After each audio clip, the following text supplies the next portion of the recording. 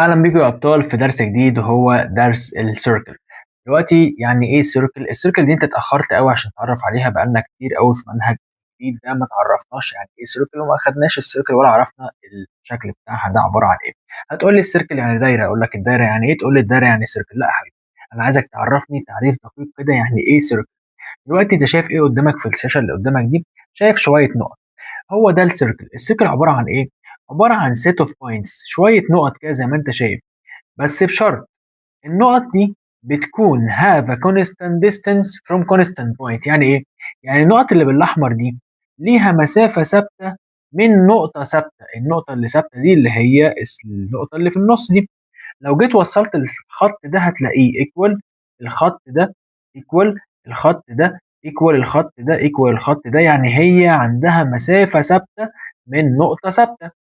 المسافة الثابتة دي احنا سميناها الراديوس. المسافة الثابتة دي سميناها ايه؟ راديوس. اور ده اللي هو اختصار كلمة راديوس.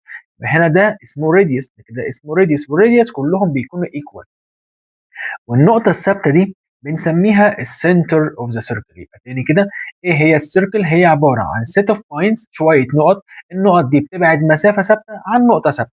النقطة الثابتة سميناها ايه؟ سميناها السنتر اوف ذا سيركل، والمسافة الثابتة دي سميناها الراديوس. ده كده تعريف السيركل. طيب عشان ارسم السيركل محتاج ابقى عارف الراديوس. عشان تعرف ترسم السيركل محتاج تبقى عارف الراديوس بتاعها. فانت دلوقتي بتمسك الكومباس وتفتحه على فتحة بمقاس الراديوس اللي هو بيديهولك، وتبدا بعد كده ترسم السيركل. وطبعا رسم السيركل ما فيهوش حاجه صعبه والناس عارفاه. لو جينا عملنا فوكس كده على الشكل اللي قدامنا دي كده تعتبر سيركل. طيب انا قلت لك ان ده كده اسمه راديوس وده اسمه راديوس. طب لما اجي اوصل اتنين راديوس مع بعض، انا كده وصلت تو راديوس بالشكل ده كده. التو راديوس بيعملوا لك حاجه اسمها diameter. حاجه اسمها ايه يا مستر؟ حاجه اسمها diameter. يبقى الدايمتر هو عباره عن ايه؟ الدايمتر هو عباره عن تو راديوس. راديوس هو half الدايمتر. نفس الوقت الدايمتر هو عباره عن ايه؟ عباره عن 2 radius. تمام. طيب مطلوب منك في الدرس ده حاجتين اتنين، حاجه اسمها السيركمفرنس وحاجه اسمها الاريا. طبعا الاريا اكيد انت عارف يعني ايه اريا، لكن السيركمفرنس الكلمه جديده على ودنك اول مره تسمعها. كلمه سيركمفرنس يعني ايه؟ يعني انا دلوقتي لو معايا سيركل زي اللي قدامك دي كده، تمام، مسكت السيركل دي ومشيت عليها من بره حته خيط كده. مشيت عليها من بره ايه؟ حته خيط. بعد ما مشيت الخيط دي قمت جاي فاردها وحطيت الخيط على المسطره وقستها طولها قد ايه. اللي انا عملته ده انا قست اللينث بتاع السيركل من بره. انا قست ايه؟ اللينث بتاع السيركل من بره. اللي انا عملته ده هو السيركمفرنس اوف ذا سيركل. السيركمفرنس اوف ذا سيركل هو عباره عن ايه؟ عباره عن اللينث اوف ذا اوتر سايد. يعني ايه سيركمفرنس؟ يعني اللينث اوف ذا اوتر سايد. يعني ايه length of the outer side؟ يعني كأنك جبت حتة خيط وزي ما قلت لك وايه، ومشيتها على السيركل وقست اللينث بتاعها بالشكل ده. طيب العلماء جم دلوقتي مسكوا حاجة اسمها السيركمفرنس اللي احنا قلنا عليها دي، عملوها divided diameter. السيركل اللي قدامك دي لو جيت جبت الخيط اللي انا قلت عليه ومشيته كده وعملت السيركمفرنس divided diameter، هتلاقي ان هيطلع معاك رقم اللي هو 3.14. هو الكلام ده ثابت؟ الكلام ده ثابت في اي سيركل في الدنيا. هتيجي تمسك السيركل وتعمل السيركمفرنس ديفايدد دايمتر هيطلع معاك على الكالكوليتور ب 3.14 او 22 over 7. من هنا استنتجنا الرقم ده وسميناه الباي. الرقم ده سميناه ايه؟ سميناه الباي. الباي ده اللي هو عباره عن ايه؟ عباره عن الريشيو الثابته اللي قدامك دي اللي بتبقى موجوده في اي سيركل. اي سيركل عندها الرقم السري ده اللي اسمه الباي. تمام. طيب لو جينا قلنا ان السيركمفرنس ديفايد الدايمتر ايكوال الباي، من هنا استنتجنا القانون بتاع السيركمفرنس واللي هو عباره عن ايه؟ ان انت لو اخدت ده عملت تايمز ده هيديك السيركمفرنس. السيركمفرنس عباره عن ايه؟ عباره عن باي دي. السيركمفرنس عباره عن ايه؟ عباره عن باي دي. ومن هنا استنتجنا القانون بتاع السيركمفرنس اللي هو عباره عن باي دي. وطبعا الدي او الدايمتر هو عباره عن 2 راديوس. يعني السيركمفرنس ممكن اقول عليه باي دي او 2 باي ار. تمام. انا دلوقتي عندي قانون، اول قانون اخدته اسمه السيركمفرنس. ايه هو السيركمفرنس ده يا مستر؟ السيركمفرنس ده هو عباره عن ايه؟ عن باي تعملها تايمز الدي. طب مين الباي دي؟ قلنا الباي ده رقم ثابت عندنا في السيركل، وهو الراجل كتر خيره بيبقى مديهولك في المساله. يقول لك استخدم الباي ب 22/7 او استخدم الباي ب 3.14 ويقول لك حل لي المساله. لو ما قالكش استخدم الباي بكذا ولا كذا ممكن تستخدم الكالكوليتر وهوريك الزرار بتاعها على الكالكوليتر موجود فين. طيب تعال نشوف سؤال كده بيقول لي هنا find the circumference of a circle. find the circumference of the circle. قلنا السيركمفرنس هو عباره عن ايه؟ السيركمفرنس هو عباره عن باي دي او السيركمفرنس عباره عن 2 باي ار. طب انا هستخدم ده ولا هستخدم ده؟ على حسب الجافن اللي هو مديهولك بالمساله. لو ادالك الدايمتر هتعمل الدايمتر تايمز الباي، لو ادالك الراديوس هتعمل 2 تايمز الراديوس تايمز الباي. طيب هنا بيقول لي find the circumference of a circle whose diameter، مديني الدايمتر ب 32 وبيقول لي round the decimal round to nearest tenth، عايز نعمل round to nearest tenth. طب مديني الباي بكام؟ ب 3.14. يبقى هقول له انا دلوقتي since ان السيركمفرنس equal باي دي، يبقى therefore انا هقدر اجيب السيركمفرنس اللي هو عباره عن الباي اللي هي ب 3.14 تعملها تايمز الدايمتر اللي هي 32 بس، واحسب على الكالكوليتر. يعني الموضوع في غايه التفاهه زي ما انت شايف، هتكتب القانون وتعوض فيه تعويض مباشر زي ما انت شايف كده. طلع معايا الرقم ده اللي هو 100.848 اللي هي ممكن نقول عليها 100.5. طبعا 0.48 دي كنت بتعمل ابروكسيميت ازاي او راوند ازاي؟ بتحط ايدك على الفور اللي هي التنس بليس واشوف اللي قبل منه ده ريتش ولا بور. لو كان ريتش بيزوده زي ما حصل هنا، ولو كان بور كان بيمشي ويسيبه زي ما هو. واحده كمان بيقول لي find in terms of pi. يعني ايه in terms of pi؟ in terms of pi دي معناها ان انت هتسيب الباي مش هتعوض عنها. find in terms of pi the circumference of a circle whose radius 13.5. يبقى انا دلوقتي هقول له ان القانون بتاع السيركمفرنس 2 باي ار وانت مديني الار 3.14، يبقى 2 تايمز 13 قصدي 0.5. تمام، 2 تايمز 13.5 وادي الباي يا عم مش هعوض عنها باي حاجه. 13 and half تعملها تايمز 2 تطلع معاك بكام؟ ب 27. 13 and half اهي تايمز 2 ب 27. والباي هعمل فيها ايه؟ هتسيب الباي زي ما هي، 27 باي. بس كده خلصت. او هتكتب اليونت اللي هي على حسب المساله مديها لك اليونت بايه. هنا اليونت كانت الفيت هقول له فيت. اللي قبلها اليونت كانت سنتيمتر هقول له سنتيمتر. واحده كمان بيقول لك find the circumference of a circle. الديامتر بتاعنا 14 والباي ب 22/7. تمام، اكتب القانون since ان السيركمفرنس ايكوال باي دي هو مديني الدايمتر، يبقى هقول له باي اللي هو ب 22/7 هعمله تايمز الدايمتر اللي هو 14 واحسب على الكالكوليتر. هنا هيطلع معاك ايكوال 44 فيت. واحده كمان find the circumference of a circle in terms of pi. in terms of pi يعني هسيب الباي مش هعوض عنها باي حاجه. عايز ايه؟ عايز السيركمفرنس. اقول له السيركمفرنس ايكوال 2 باي ار لان هو مديني الراديوس ب 15، يعني 2 تايمز ال 15 وسيب الباي. 2 تايمز ال 15 بكام؟ 30 باي. يبقى كده جبنا السيركمفرنس ب 30 باي. تمام، كده انا جبت ايه؟ القانون بتاع السيركمفرنس وتعرفت عليه. القانون الثاني عباره عن الاريا. ايه الاريا؟ الاريا طبعا كلنا عارفين اريا اللي هي المساحه بتاعت السيركل، اللي هو بجيب من جوه الحاجات اللي من جوه ده، الشكل من جوه ده كده هو الاريا بتاعت السيركل. كده هو الاريا بتاعت السيركل، لكن من بره بس ده السيركمفرنس. طيب عشان اجيب الاريا بعمل باي ار باور 2. بعمل ايه؟ باي ار باور 2، يعني تعمل الباي تايمز الار باور 2. الار بس هي اللي اتعمل باور 2. طيب تعال نجرب اهو. بيقول لي هنا a circle الاريا بتاعتها هنا use the pi key in the calculator find the area of a circle ومديني الراديوس 9.2. تمام، يبقى انا هكتب القانون الاريا اللي هي باي ار باور 2. تمام، الار مديها لنا بكام؟ ب 9.2، يبقى هتقوم جاي عامل ال 9.2 تايمز الباي واحسبها على الكالكوليتر واعمل لها راوند زي ما هو عايز. طب هنا بيقول لي find in terms of pi the area of a circle ومدي لك الدايمتر بتاعها 8. طبعا عشان تبدا تجيب الاريا محتاج تبقى عارف الراديوس. لو انا معايا الراديوس هعرف اجيب القانون اللي هو باي ار باور 2. طب انا لو مدي لك الدايمتر تعمل ايه؟ تعمل الدايمتر ديفايدد 2 عشان يطلع معاك الراديوس. بعد كده تعوض في القانون.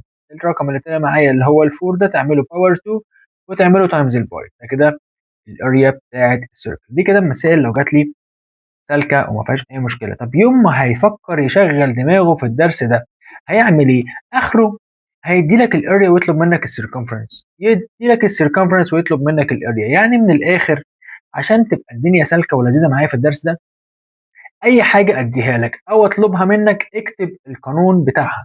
عود نفسك كده في الجيومتري، في المسائل اللي فيها رولز، اي حاجه انا اديتها لك او طلبتها منك اكتب الرول بتاعتها، اكتب القانون بتاعها، وهتلاقي الموضوع هيسلك معاك زي ما عملنا كده في درس يوكليد لما عملنا ان احنا كنا بنستخدم الرول بتاعه السايد اللي هو عايزه. طيب تعال نجرب هنا. بيقول لي a circle whose area 81 pi. Find the radius length and the circumference to nearest tenth. تمام قوي. انا دلوقتي الاريا بتاعتنا ايه القانون؟ اقول له سنس ان القانون بتاع الاريا هو عباره عن باي اور سكوير، وحضرتك مديهولي ب 81 باي. انا عشان احل المساله محتاج اوصل لمين؟ محتاج اوصل للراديوس. طيب تبدا تحل دي كانها ايكويجن كده، ايكويجن. اول ما تشوف باي هنا وباي هنا تعمل لها ايه؟ تقول لها باي باي. يبقى الباي والباي هقول لهم ايه؟ هقول لهم باي باي، مع السلامه، مع السلامه، باي باي. بقى معايا الراديوس باور 2 ايكوال 81. حلو قوي. راديوس باور 2 ايكوال 81، يبقى انا هاخد سكوير روت لل 81، يطلع ان الراديوس ايكوال سكوير روت 81 اللي هو ب 9 سنتيمتر هنا يونت. كده انا جبت الراديوس، هقدر اعمل اي حاجه هو عايزها. هو عايز ايه؟ عايز السيركمفرنس، يبقى هقول له 2 باي ار، يعني 2 تايمز 9 تايمز الباي ما قاليش بكام، يبقى هعمل الباي من على الكالكوليتر. ادي الكالكوليتر هتتك على 2 تايمز ال 9 تايمز الباي. هتعملها ازاي؟ تك على زرار الشيفت والزرار التاني اللي مستخبي تحت ده، تك عليه طلعت لك الباي. يبقى 2 تايمز ال 9 تايمز الباي يطلع معاك ب 18 باي. طب انا عايزها بالديسمال، هتتك على زرار اس دي اللي هي 56.54 56.54. والراجل قال لك انا عايز راوند تو نيرست تنث، يبقى هتبص على ده. هل الفور هتزوده؟ لا مش هتزوده، خلاص يبقى الفور هتاخد بعضها وتمشي وتسيب الفايف زي ما هي. دي كده سيركمفرنس، يبقى اليونت سنتيمتر عادي من غير سكوير. طب واحده كمان، بيقول لي the circumference of a circle is 29 باي. مديني السيركمفرنس وطالب الاريا. طيب اكتب قانون السيركمفرنس. السيركمفرنس اللي هي 2 باي ار. تمام. انت قايل ان 2 باي ار بكام؟ ب 29 باي. الباي والباي هقول لهم ايه؟ اقول لهم باي باي، مع السلامه، باي باي. يتبقى معايا 2 ار equal 29. تمام.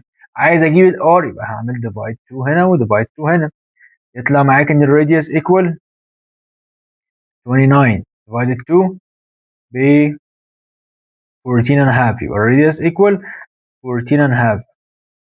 كده انا جبت الراديوس، هقدر اجيب الاريا. الاريا اللي هي equal باي ار سكوير. الباي قال لك استخدم ايه؟ 3.14، يبقى تكتب 3.14 تايمز الار اللي هي 14 and a half all باور 2، واحسب الكلام ده على الكالكوليتر. يبقى 3.14 times 14 and a half باور 2 ده 16 660.185. 660.18 يعني 0.2. ده كده اريا، يبقى سنتيمتر سكوير. نيجي واحدة كمان اهي مديني برضو. بيقول لي the circumference of a circle is 18.84. find the radius if او and area. هو عايز الراديوس وعايز الاريا. طبعا حتى لو ما قاليش ادي الراديوس فانا لازم اجيب الراديوس عشان اعرف اجيب الاريا. يبقى انا اول ما يديني السيركمفرنس هكتب القانون بتاعه، اداني الاريا هكتب القانون بتاعه. اقول له سنس ان السيركمفرنس equal 2 باي ار. الكلام ده equal 18.84. عوض عن الار بالرقم اللي هو مديهولي، يبقى 2 times 3.14 times الار equal ال 18.84. هحسب ده تايمز ده واديه هناك بعد كده بالديفايد. يبقى الراديوس equal 18.84 ديفايد هو 3.14 times 2 بكام؟ يطلع معاك ب 6.28. يبقى انا هعمل ده ديفايدد ده، يطلع معايا ان الراديوس ايكوال كام؟ ادي 18.84 ديفايد على الانسر اللي احنا لسه جايبينها، يطلع ب 3. يبقى الراديوس ايكوال 3. كده هقدر اجيب الاريا. هتكتب القانون بتاع الاريا، ان الاريا ايكوال باي ار سكوير، اللي هو الباي اللي هي ب 3.14 تايمز 3 باور 2. تمام، يعني احسبها على الكالكوليتر. 3 باور 2 تايمز 3.14 يطلع بكام الرقم ده؟ ب 27.9. 27.9 ده كده الاريا بتاعت السيركل اللي احنا عايزينها. طيب اللي بعدها بيقول لك a circle الاريا بتاعتها 81 باي find the radius and the circumference to nearest 10. تمام. هتكتب القانون بتاع الاريا since ان الاريا equal باي ار سكوير. هو مديها لك ب 81 باي. تمام، الباي والباي هكنسلهم مع بعض، يطلع لي الراديوس باور 2 equal ال 81. هاخد سكوير روت هنا وسكوير روت هنا، يطلع ان الراديوس equal سكوير روت 81 اللي هو 9. تمام، تقريبا انا لسه حالل السؤال ده. المهم هعمل ايه دلوقتي؟ هكتب القانون بتاع السيركمفرنس اللي هو 2 باي ار، يعني 2 تايمز ال 9 تايمز الباي، واحسبها على الكالكوليتر واعملها to nearest a tenth. تمام، يبقى 2 تايم 9 تايمز الباي. ما ادانيش الباي بكام فهستخدم الباي على الكالكوليتر. طلع كده هقول له يبقى 56.5. 56.5. طيب واحدة كمان يقول لي هنا find the length of the radius of a circle whose circumference equals the perimeter of a rectangle. والrectangle الدايمنشنز بتوعه 6 and a half and 4 and a half. هو دلوقتي رابط لك حاجتين ببعض، فاقسم الصفحة بتاعتك كده بالنص وابدأ حط معلوماتك اللي معاك في المسألة. عندنا rectangle وعندنا ايه تاني؟ عندنا circle. الريكتانجل ايه المعلومات اللي عندي فيه؟ عندي اللينث بتاعه والويدث بتاعه، واحد ب 6 and a half وواحد ب 4 and a half. تمام، والسيركل ما عنديش اي معلومه فيها غير ان اللينث بتاع الراديوس equal to the perimeter of the circle. يعني دلوقتي find the length of a radius of a circle whose circumference السيركمفرنس بتاع السيركل equal الراديوس سوري البريمتر بتاع الريكتانجل. فحضرتك لو جبت البريمتر بتاع الريكتانجل يبقى هو السيركمفرنس بتاع السيركل. يبقى تاني دلوقتي انا معايا شكلين، الشكل الاولاني سيركل والشكل التاني ريكتانجل. تمام، الاولاني ده البريمتر بتاعه ايكوال السيركمفرنس بتاع التاني. هو ايه الفرق بين بريمتر وسيركمفرنس؟ الاثنين نفس المعنى. سيركمفرنس يعني بقيس الخط اللي من بره، وبريمتر يعني بقيس الخط اللي من بره، بس ده في السيركل وده في اي شكل تاني. طيب يبقى انا دلوقتي لو جبت البريمتر هنا هيبقى هو السيركمفرنس هنا. البريمتر بتاع الريكتانجل 2 تايمز اللينث بلس الويدث، يعني 2 تايمز ال 6 and half بلس 4 and half. يبقى كده هيطلع معاك ب 11. 2 تايمز 11 ب 22. يبقى انا كده جبت البريمتر بتاع الريكتانجل وفي نفس الوقت جبت السيركمفرنس بتاع السيركل. طيب السيركمفرنس ب 22. عايزين ايه بقى دلوقتي؟ عايزين الراديوس. اكتب القانون بتاع السيركمفرنس اللي هو 2 باي ار، يبقى 2 تايمز 22 over 7 or equal ال 22 اللي هناك. حلو الكلام. عايز اخلص دلوقتي من مين؟ هخلص او هعمل ده تايمز ده واوديه هناك بالديفايد، يبقى الراديوس هيكون equal ال 22 ديفايد دول اللي هم 44 over 7. يبقى دلوقتي هنحسب 22 ديفايد 44 over 7 يطلع ب 7 over 2 يعني 3 and a half. ده كده الراديوس بتاع السيركل. طيب سؤال زي ده كده وفي اسئله زيه كتير قوي. طبعا الاسئله اللي بالشكل ده مش موضع امتحان، بس ممكن تيجي في بعض المحافظات، ممكن تيجي لو حب يتقل ايده في مساله ولا حاجه. بس تعالى نتعرف عليهم كده ونشوف الاسئله دي بتتحل ازاي. الفكره فيهم سهله جدا. الفكره فيهم ان انت تحلل الشكل، تبقى فاهم هو ايه الشكل اللي قدامك ده. لو انت فهمت الشكل اللي قدامك ده ايه هتعرف تحل المسألة بسهولة. طيب الشكل اللي قدامي ده عبارة عن إيه؟ الشكل اللي قدامك ده عبارة عن كوارتر سيركل، هو ده بالنسبة لك ربع سيركل، ربع سيركل. تمام؟ طيب الكوارتر سيركل ده عشان أجيب الأريا بتاعته وعشان أجيب البريمتر بتاعه هعمل إيه؟ مبدئيا الأريا هتعمل القانون بتاعت الأريا وتعمله تايمز كوارتر. يعني أنا دلوقتي إيه القانون بتاع الأريا؟ اللي هو باي ار سكوير. أنا عايز الأريا بتاع الشكل ده يبقى كوارتر تايمز باي ار سكوير. مش فاهم ايه يا حبيبي، ما هو دي ربع سيركل، كملها كده بقت نص سيركل، كملها كده بقت سيركل كامله. فانا دلوقتي عشان اجيب الاريا بتاعت الشكل ده كاني جبت الاريا بتاعت السيركل كلها وقسمتها 4 ارباع. تمام؟ فانا هعمل الكلام ده، اكتب القانون واعمله تايمز كوارتر، او بعد ما اجيب الناتج اعمله ديفايدد 4. صح؟ يبقى هعمل 1 اوفر 4 تايمز 22 اوفر 7 تايمز ال 14 بس. وال 14 هنا تبقى باور 2 عشان دي اريا. احسب الكلام ده 1 over 4 times 22 over 7 times 14 باور 2. طلعت معايا ان الاريا ب 154 سنتيمتر سكوير. طيب عايز بقى البريمتر بتاع الشكل، ودي يعتبر كده ايه فيها فكره شويه عشان الناس بتستعجل وبتجيبها بسرعه وخلاص. السيركمفرنس او البريمتر بتاع الشكل هتقول لي بسيطه، زي ما جبنا الاريا عملناها تايمز كوارتر هعمل نفس الكلام في السيركمفرنس. اقول لك كلام جميل، بس انت كده ما تبقاش جبت البريمتر بتاع الشكل كله. ليه؟ ان انت لو جبت البريمتر او السيركمفرنس بتاع السيركل وعملته تايمز كوارتر هتبقى جبت ايه؟ اللينس بتاع الحته دي. دلوقتي اهي السيركل بتاعتي متقسمه لاربع ارباع. تمام؟ وانا عايز اجيب الربع ده اجيبه بكام؟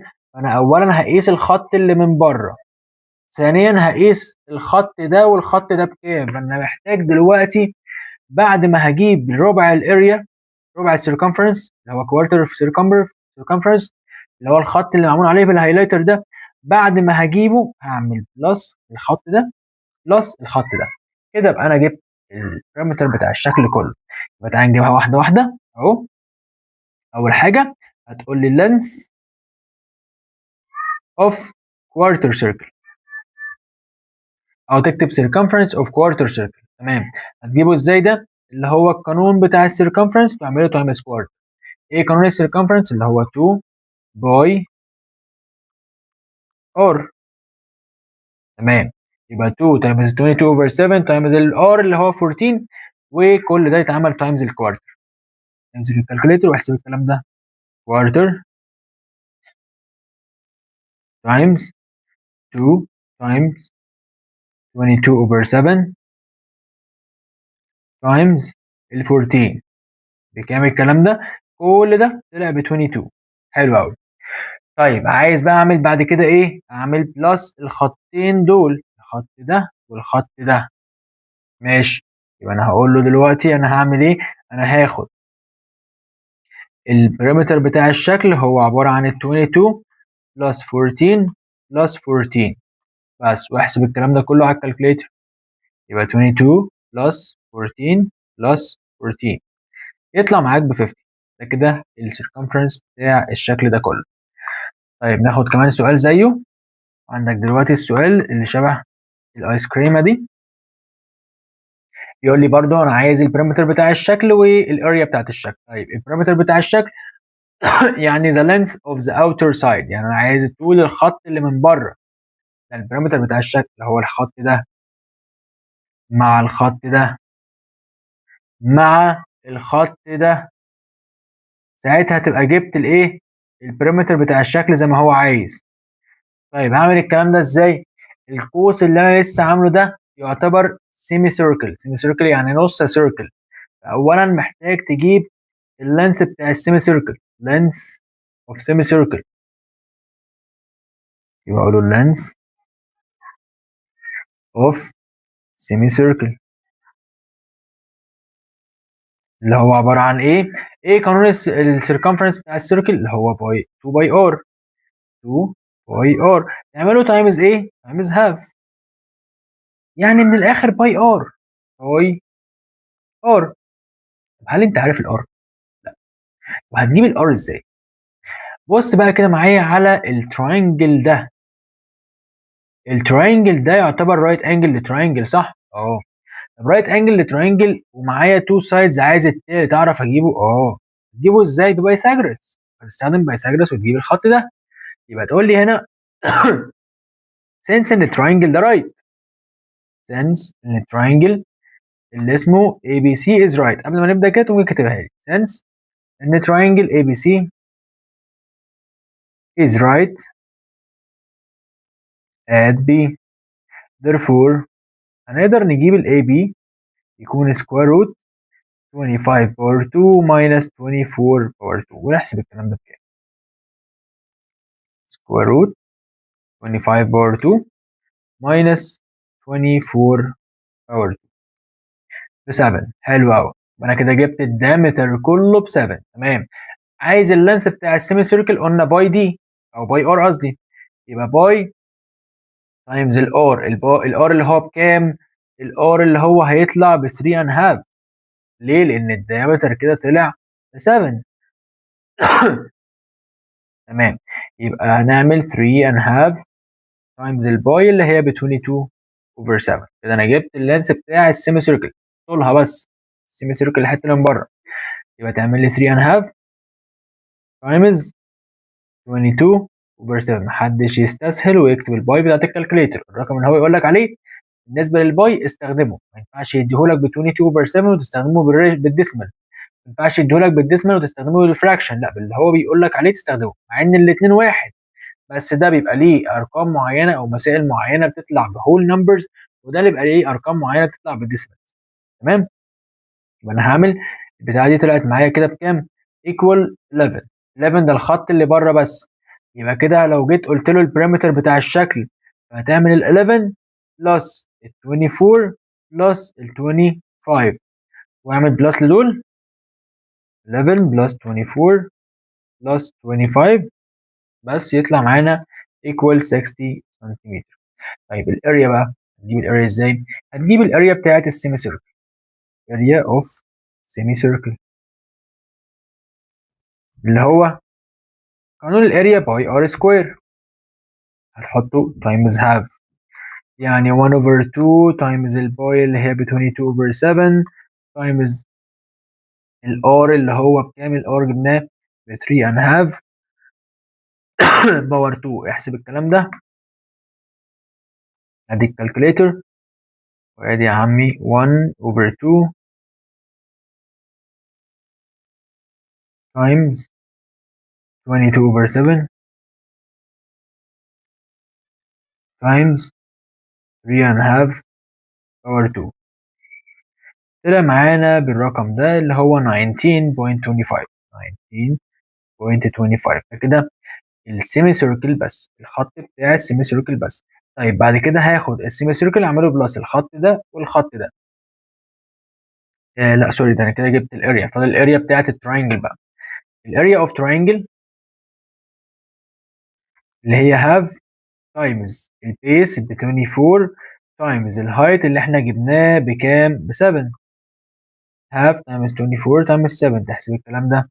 هاف تايمز 24 تايمز 7 طلع معايا ايكوال 84. خلاص كده يبقى الاريا بتاعت الشكل ده كله هتعمل ال 19.25 بلس ال 84.